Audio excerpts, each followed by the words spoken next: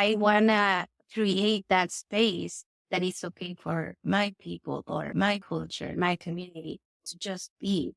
Education from the actual point of view of the people who follow these ways, it's so important so that this tradition, these ways don't get lost.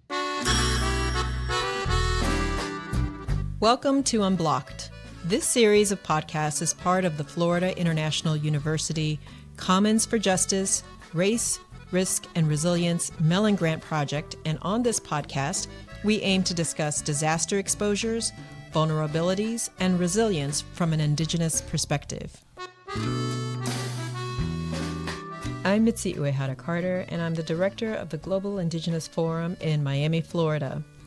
Today's guests are Cecilia Ortega and Francisco Marin of the beautiful organization Ameyal. We're also here with Dr. Chrissy Arce, who teaches at the University of Miami. She's an associate professor of modern languages with a specialty in Mexico, the Caribbean, and Brazil. She's a Chicana American from Los Angeles. She's also the director of American Studies at UM. Dr. Arce experienced a bit of culture shock arriving in Miami from California. She found the city to have a lack of civic engagement in comparison to her life back in LA, but she reveled in the diversity of languages, experiences, and cultures. Dr. Arce became involved in Ameyal about 8 years ago and found it to be a life raft in the city. She knows both Cecilia and Francisco quite well, and you'll hear her bringing out some of their stories, particularly stories about how they transmit and build cultural pride in our youth, on recognizing what it means to be Indigenous, and how we show up for community, different types of community, how to build resilience against the risks Indigenous communities experience locally and globally. We are actually recording this episode from Dr. Arce's artsy, spacious living room, so listeners might hear an echo from time to time. I'll let her take it from here.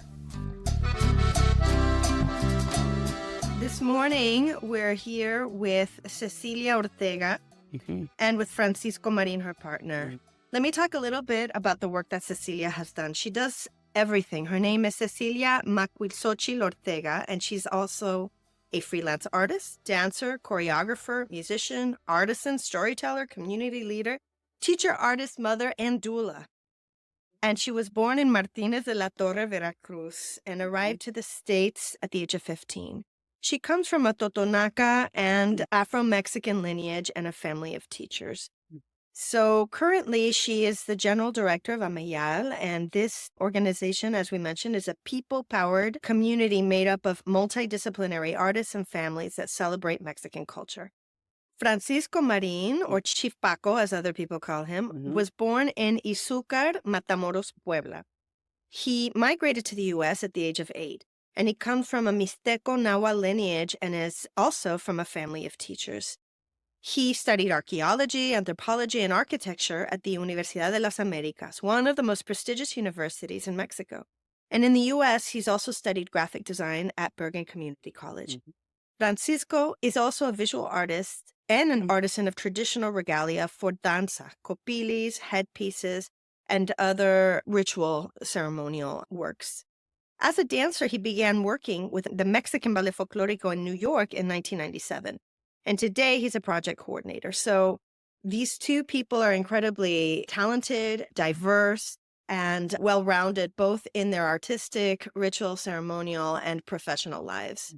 Ameyal's mission is to promote, share, and disseminate the richness of Mexican culture through creating inclusive and safe spaces where people have the opportunity to express their artistic concerns. And so one of the beautiful things about Ameyal is that it's an epicenter that supports all stakeholders. And one of the goals, of course, is to take care of our physical, mental, and emotional, spiritual health. Being here as an academic has been really, truly enlightening, but being here as a person has been even more interesting. Particularly with my involvement here in Ameyal, that sort of was like a life raft that was sort of hurled at me about 8 years ago.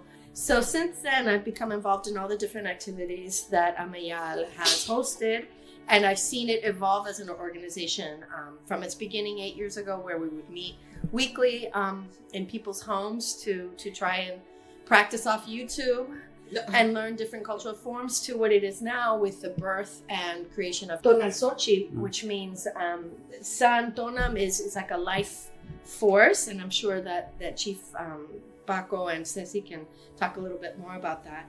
But it truly has become a life force for Mexican Americans, Central Americans, and anyone who wants to get involved in ways that are outside of what you think of commercialized, globalized Miami, which is, bikinis, mojitos, and, bad driving.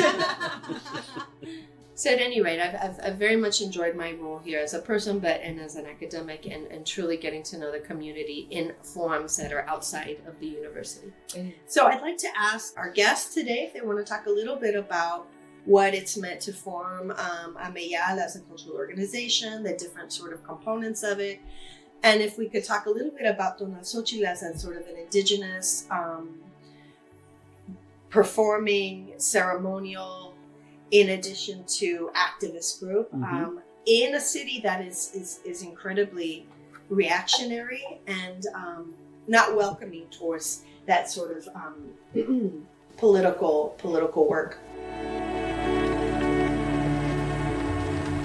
Well, let me start by saying, I arrived to Miami almost 3 years ago. So I got involved the same, my family, they're the founders of this organization, Ameyal. And because I come from a place where in New York City, I started dancing in a ballet folklorico, which is these groups that get together and perform in, churches or schools or gatherings. And they do it just to keep, your culture alive. And especially because we come from people that migrate, right? We migrate from Mexico. You want to keep your children, in touch with their heritage and their roots. And so that they don't forget. And so, coming here to Miami, the same was very, for me, the culture. I was used to, going on ceremonies and just, gathering with my community, which grew. And so I was already used to always being involved in with, activism and showing up for not just for my people, but for all people, because we're all indigenous from somewhere. So when I came here, it was a little bit hard to adapt at first. But then I saw it as an opportunity to also bring all of that here. And I mean that for the Mexican community.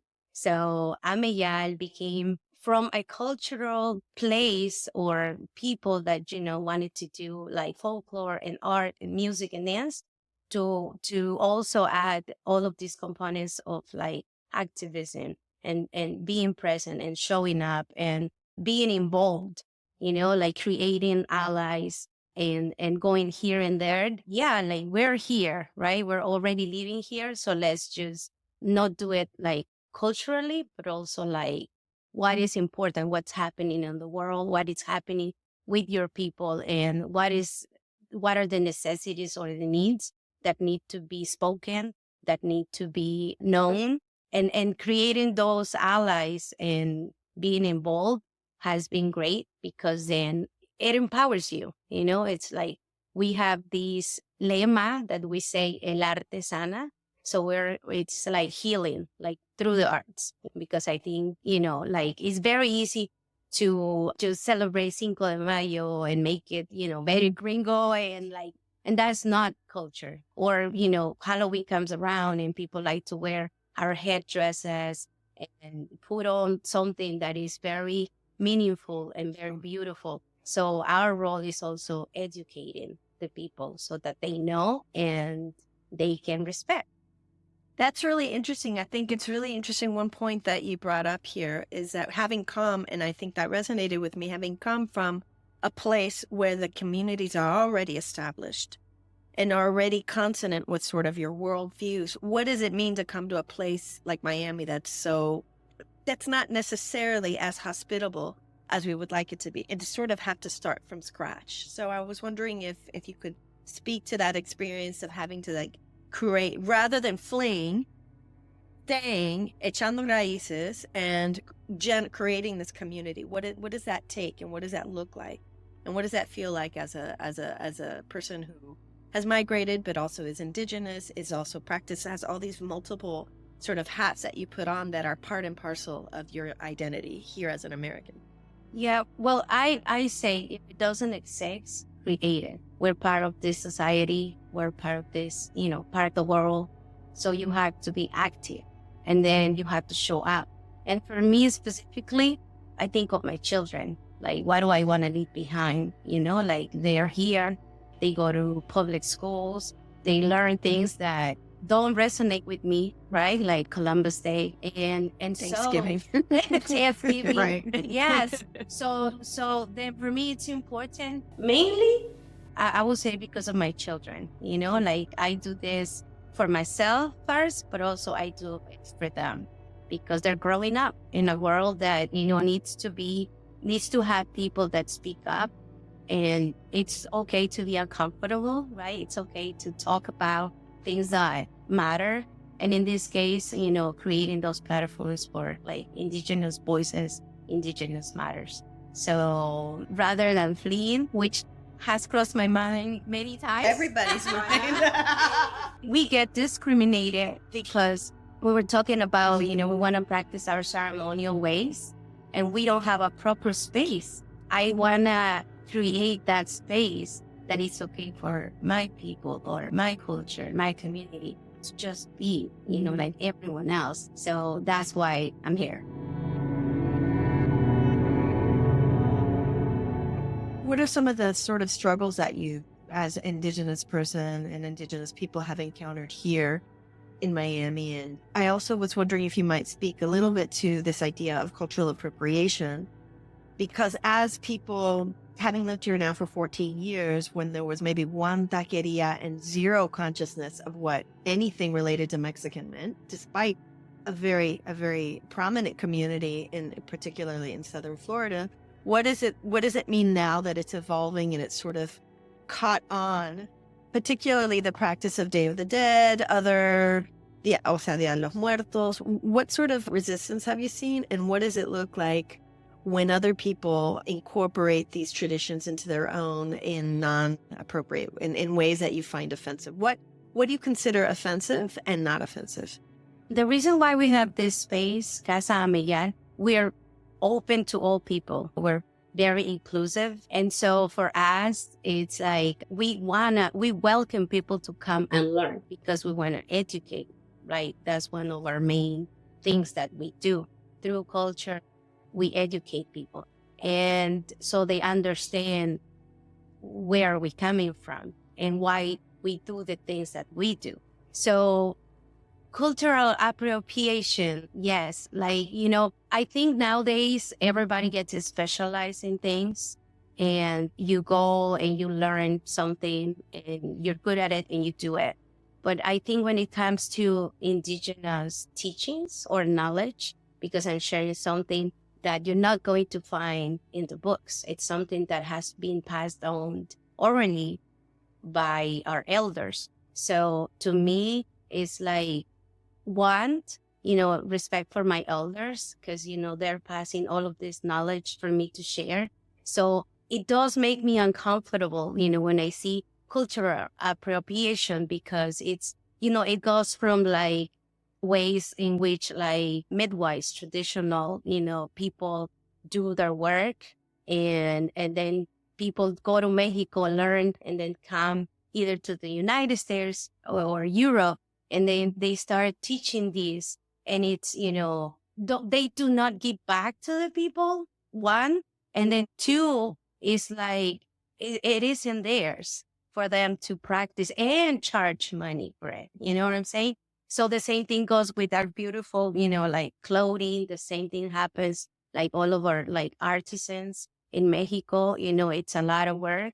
And then, people go buy it, resell it, or people go buy it and appropriate, like, and so I do have a big saying in that. Whenever I have the opportunity, my way is by educating and teaching so that they know it's sacred. It's all about respect.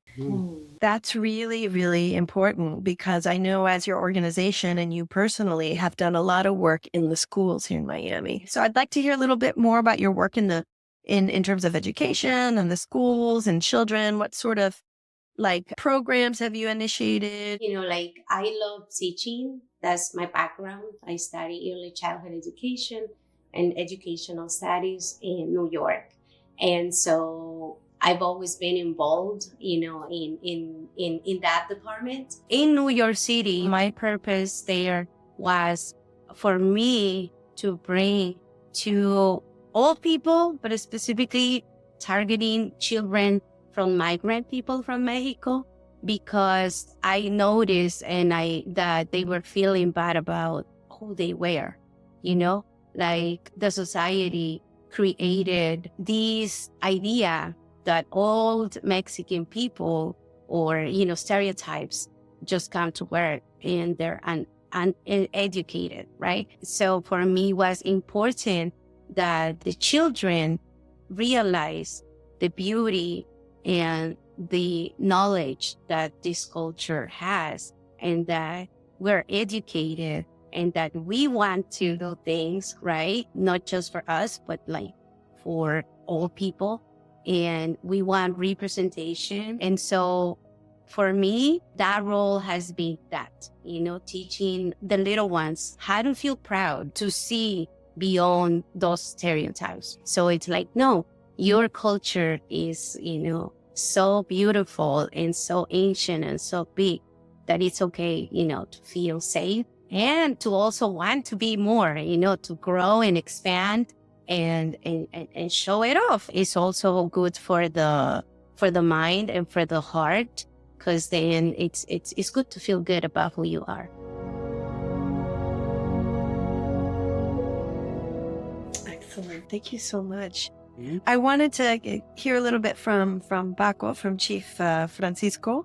I was wondering if you might speak a little bit about your relationship to culture via your academic studies. You're a university-educated anthropologist, archaeologist, and then you were inducted into the Lakota Nation as a chief. I was wondering if you could talk a little bit about that experience as an indigenous Mexican, and how you got connected with the Lakota Nation, and how that sort of worked itself out. I was listening to Ceci, and I was thinking back of a lot of stories, a lot of things. And one of the things when I came here the first time, when my parents brought me the first time, was schools.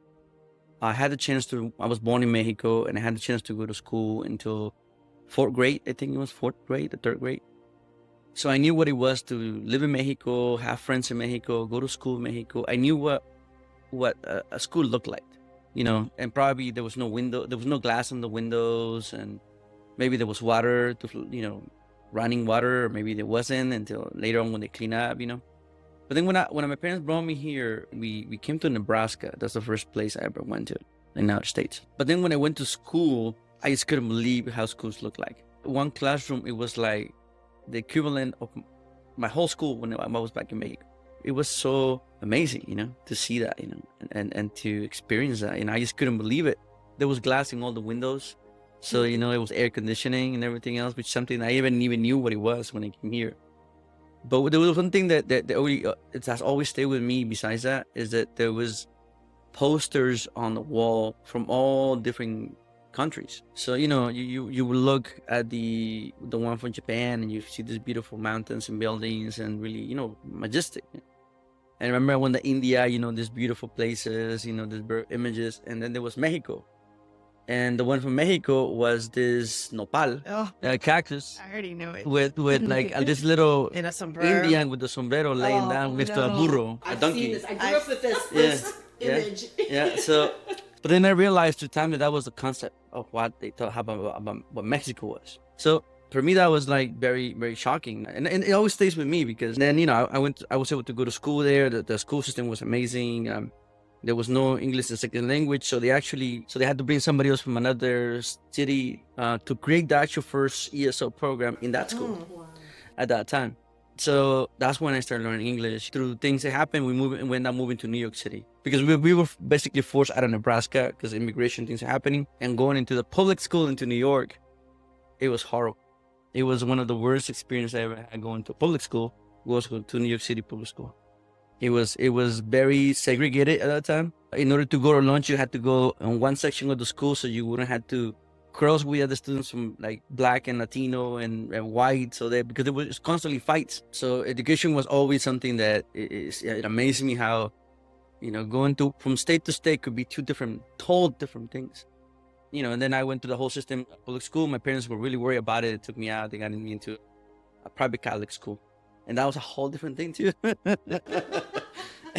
And I ended up in an all-boys high school. And eventually, when I went to high school, I ended up in a Catholic all-boys high school. Like, for me, it was really hard to fit in with everybody else,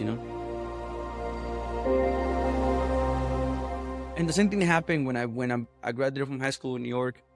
And I was tired of living in the United States, and I decided that I want to go back to Mexico. The school that I went to, it's meant for people with a lot of wealth. It's private school. It's a private university. And the reason why I went there is because, according to them, my credits were transferred here if I decided to come back. And it was a good university, being private. But it was interesting getting there because, economically, I was never to the level of the rest of the students because my parents were not rich, They were paying. I actually worked for 1 year before I went back to Mexico. I saved money and I used that money to start my first year of college over there in university. That's how I started. And my parents helped me out. During that process, I was not really involved in my traditional ways, the ceremonial ways, because I was just focused on trying to fit into the whole process. But it wasn't until when I graduated in Mexico, I came back to the United States, and I was looking for that connection to my roots. And I started doing folklorical dances. Jalisco, all the charro stuff and all that. And that's how I met Ceci in that process. And then that took me into meeting a bunch of different people that brought me out to different ceremonies, traditional ceremonies, northern ceremonies. And then Ceci brought me onto the teepee. And that's when we started becoming members of the Native American church. And that's how we started going back into the Trail Lodge. And that's how I started reconnected with all these ceremonies. When I look back and think about all these things and all those things that I learned and I experienced, even moving to New York and seeing all these different things, it helped me realize one of the things that was, as he was saying, that it's important to create the things, like creating spaces where you can go and learn about your traditional ways, your ceremony, your history, your story. They're so key for the people who are growing here and the people who are being born here in the United States, coming from Mexico or anywhere from South America all the way down. It's so important because if it wasn't for that, I would probably feel very lost because it still took me a long time to fit in with my education, the education that I took and learning all these different things, and then going back into my traditional ways.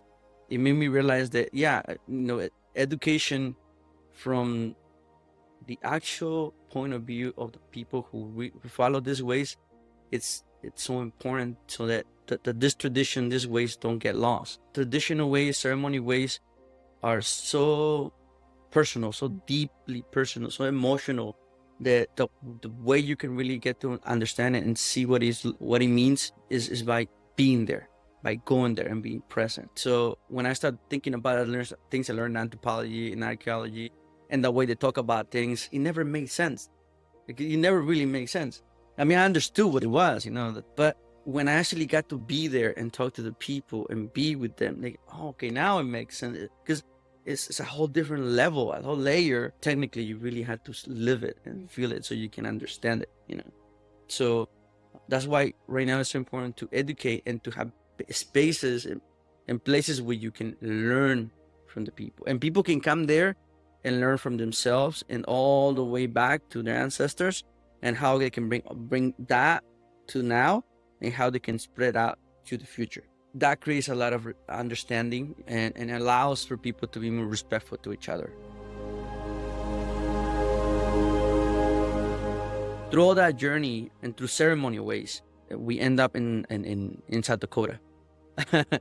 For many years, we connected with a lot of people who do different ceremonies, and one of those ceremonies is the Sundance.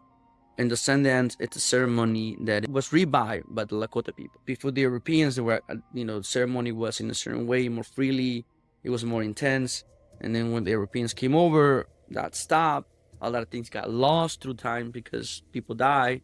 And so whatever they were to recover from, whatever remained, they were able to put back together. And that's how we have the ceremony that we got now, Originally, the Lakota people, or the Dakota people, the Plains people, did not have the ceremony open to everyone because of a way of protecting for many years. But there are also many who have opened the doors to many nations to come over. I remember that Ceci and I were talking about with some relatives and friends of us, and they were talking about Sundance, and they told me, "Oh, you should do it one day."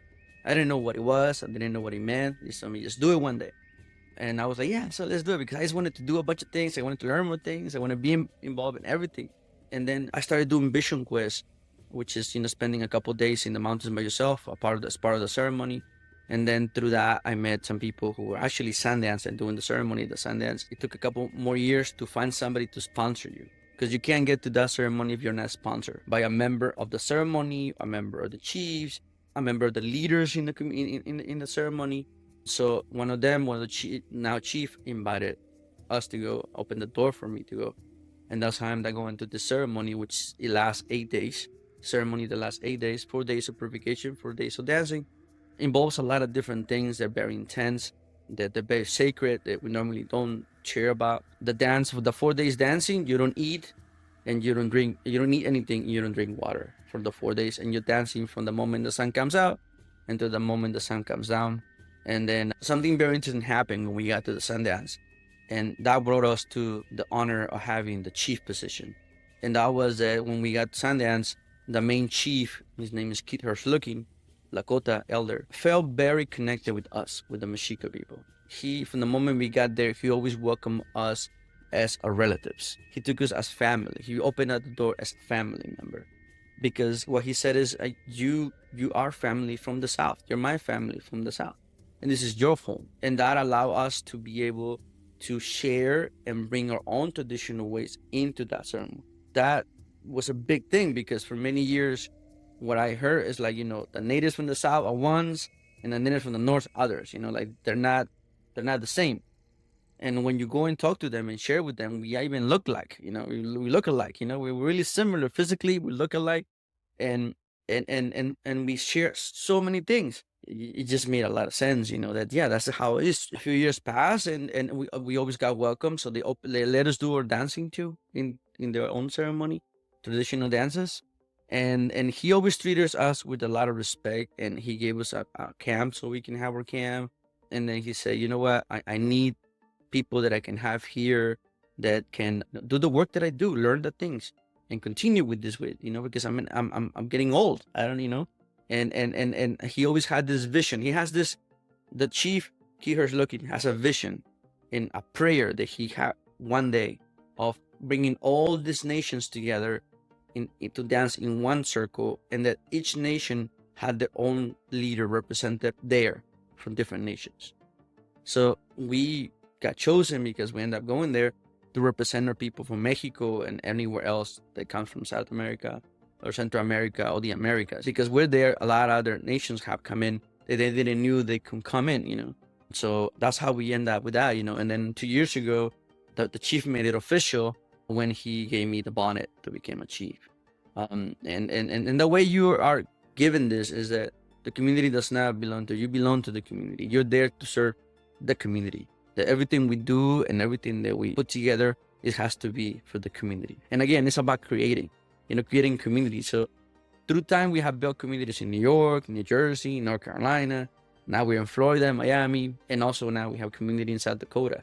So it's just been a journey about creating places and opening doors so that eventually, everybody can, or anyone who's interested in walking these ways and who's committed to do these ways can learn all this, So now with this chief position, it just makes a bigger commitment, a personal commitment to learn more things, to get better, to understand more, so that anybody who's interested in learning these ways, I can help them. I can teach them.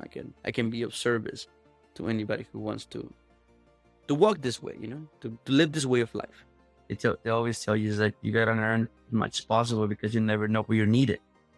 And the reason why they tell you that is because just because you learn something here, you're here right now, that doesn't mean you're gonna be here tomorrow.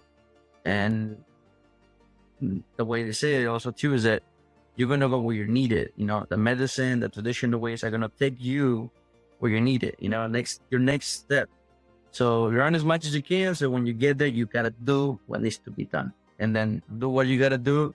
Teach people, prepare people, introduce people into this, get them ready because you're gonna move to the next one, and you're gonna create this community that they're gonna be able to do what they gotta do, and then you can continue helping other people. So that's always been like that.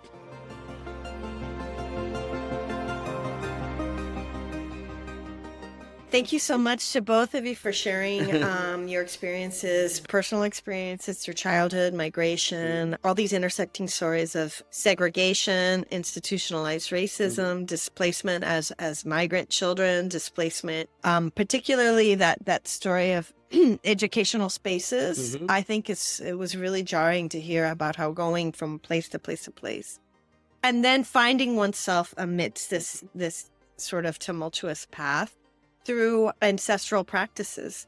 There's this way in which, particularly in academia, they look on traditional forms that in this museological fashion that sort of they're static, particularly U.S. Latino, and this is where I'm really interested, and I think it's really important, the kind of works that you're doing. Since the 60s and 70s, particularly with the Chicana movement, there's been this recuperation of indigenous forms and assuming indigenous identity as part and parcel of Mexican identity and U.S. Latino identity, not as something disaggregated. And there's there's the going back to the classic works of Gloria Anzaldúa, this idea of la nueva mestiza, that these things do not work. They're consonant with each other. And then you see others who are particularly in the academic and sort of scholastic spheres that look down at that as some sort of like manufactured indigenous identity, that that there's this ways in which that it's its own form of cultural appropriation because they don't want to necessarily recognize the complexity and the multi-layered identities that are inherent and part and parcel of being Mexican, Mexican American, Latino, Latinx, any of those, and the ways in which the Americas are indigenous. So I think that's really interesting.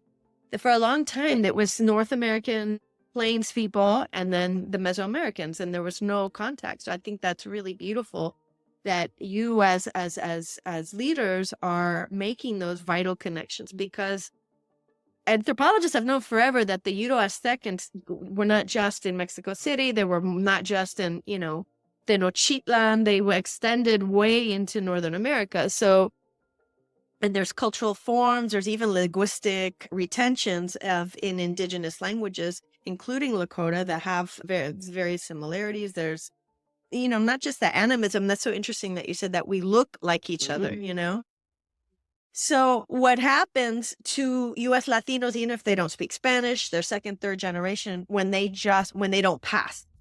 There's this idea of passing and not passing. When they don't pass, like I pass. When you're of a certain physiognomic sort of representation, you can pass in certain spheres. But regardless of whether or not you're first generation, or you're a migrant, or you're the fifth generation, or you've been there in the U.S.-Texas borderlands for 7 or 8 generations or forever, passing becomes irrelevant, because that who has a claim to that? And there's ideas, so I liked a lot about hearing about how the Lakotas have also reconstituted certain ceremonies, because by looking back and saying, well, we don't remember how they were, that's saying that there's no indigenous people or vitality. So the revitalization of certain forms, but also the reconstitution of indigenous practices and ceremonies by also opening it up. But I mean, and a lot of people would say, well, they were able to survive as in the same with Caribbean cultures, Afro-Caribbean cultures, and in like the Hermandades in Cuba and in different parts of even in Dominican Republic and Puerto Rico, they were able to survive through clandestinity. That culture of clandestinity, at least from what I'm hearing now with the Lakota Nation, is no longer serving the community. It makes better sense to forge connections. And I see that that's what you're doing here by creating this long tail of migration that sort of lands in Miami, and who knows what's gonna happen here. And that's really interesting. There's a saying, aquí y allá, y ni de aquí ni de allá, and that's been sort of the story, particularly of U.S. Latinos and Mexican Americans, Central Americans. So what happens in the face of, are you still ni de aquí ni de allá? No. What I'm hearing now is that we're everywhere, en todas partes, tanto aquí como allá. So that is really important in terms of the preservation, revitalization, preservation, conservation. Yes, there are efforts in conservation, but also in reconstruction. Just because indigenous forms aren't practiced exactly as they were 500 years ago means nothing, because 500 years ago they weren't practiced in the same way they were 500 years previous. So this intention to congeal and create this like museological perception, that is something that you guys, that from what I'm understanding, are intending to dismantle, disavow, but also in the most gentle, hospitable way possible. Yeah, because when they talk about us, usually they refer to us as Aztec people. And for me, when I say I'm indigenous, I also educate and say, yes, I am indigenous, but I'm also Totonaca. My lineage is Totonaca people. And so that teaches that Mexico is not just one Aztec big nation, it's many cultures. We have so many different languages and traditions. And so it's important to say, specifically like Afro-Mexicana, Afro-Mexican, Indigenous, so that the people understand, I am Indigenous. And they are like, no, you're mestiza because you're already mixed. And it's like, it's not how it works.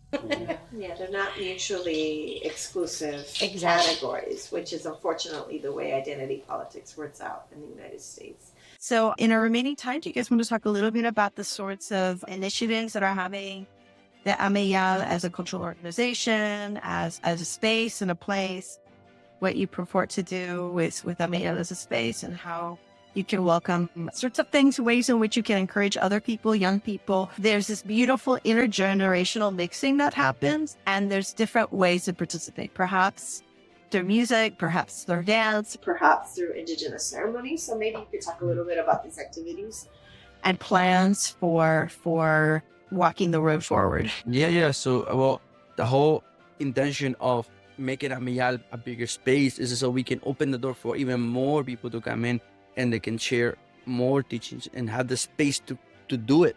Because this is the thing, we're missing those spaces where people can develop, where people can freely and openly teach and share who they are and where they come from. When my wife Ceci was mentioning about the difficulties that we have just to having our own ceremonies, teaching our own music, doing things our own way, there's always this limitation of what you can do in certain spaces, because there's no understanding knowledge of how things are done, So Ameyal is this place where like anybody who comes in with respect, anybody who comes in with a good intention, with a good heart, can come and teach. Unfortunately, many people have misappropriated a lot of traditional ceremonies, a lot of traditional things, and they have misused them and in a very, very destructive way. And so a lot of these hipsters have learned these things from those people. And when they come here, we tell them no. I mean, you gotta understand that all this that you got here, they not came from a higher place. It came from the most humble people that you can ever imagine, the most poor of the people. So this is for the people. This is not for one to benefit. It's not about you. It's about the people. It's about the community. It's about the tradition. It's about the medicine. It's about the ceremony, We come to be part of it. We become part of the whole package, but we're not the main thing. Through music teachings, through ceremonies that we got, through traditional dance, conchero, through workshops, we teach that. We bring that to people so they can understand that and see it how it is, And that's very important, because that can really affect the future of the little young ones that come to Ameyal. Because it's already hard and difficult to be indigenous, as it is. It's really difficult to be yourself as indigenous, to present yourself. So Ameyal is that, Ameyal is it's bigger than learning a song. It's bigger than learning to play a guitar. What we're doing is going to affect generations to come. You know what I mean? Like, it's really affecting already generations to come, And not only for Mexicans, for many different people from different places. Because now we have people from Ecuador, Honduras, Nicaragua, Peru, Colombia coming together and seeing how things are done there. And they're like, whoa, I've never seen anywhere else where things are done this way. Where like you can learn and be so open, And that's beautiful because it changes minds, it changes spirits, it changes ideologies, it changes ways of doing things. And that has a big effect outside Ameyal. So Ameyal is deeper than just learning how to dance or how to do folklore, So We are open to all people, but we also focus on Black, Indigenous, people of color. And the reason why is because that's what we need, as a community. We work as a community. And that's what we are. We are a family. And that's why everything that we practice, it's about community. You can't do it alone. You have to have the help and the support. Like, everyone helps each other somehow. And so that's why, like, Son Jarocho, it's community. That's why Danza Conchera, it's community. That's why, like, everything that we do, it has to be that way. We're stronger together, and we help each other together. Wonderful. One of my personal heroes is El Subcomandante Marcos, in part because he's always been the Sub. Their lema is a world where many worlds fit.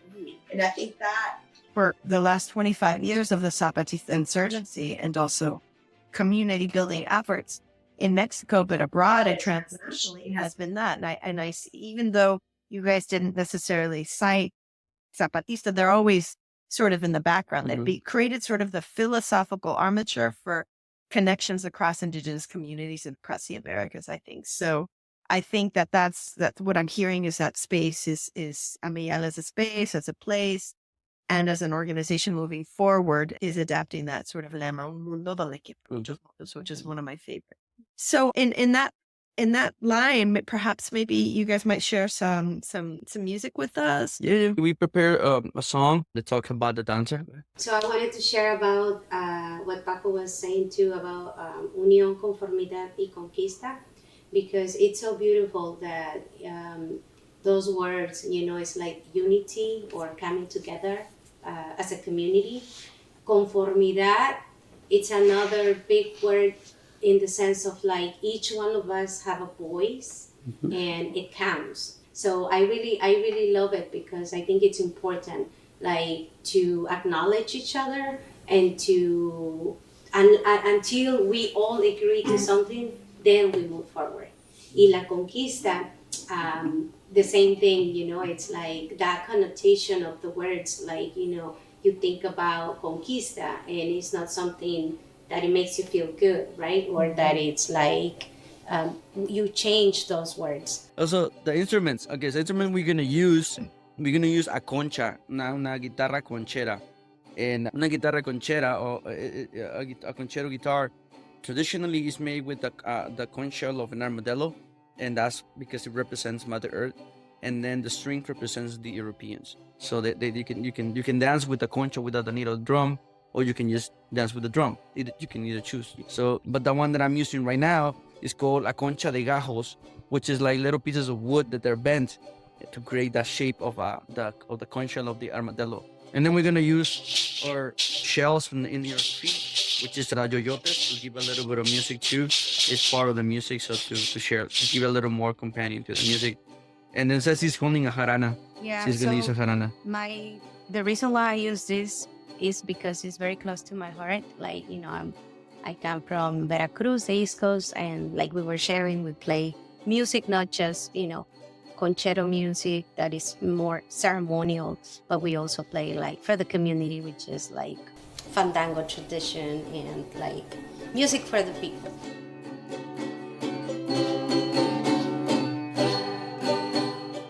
And that's our show. Thank you for listening. If you'd like to learn more about the Commons for Justice and to listen to our other episodes, go to commonsforjustice.fiu.edu. If you'd like to learn more about the Global Indigenous Forum or more about this podcast, Unblocked, please follow us on Instagram at FIU_GIF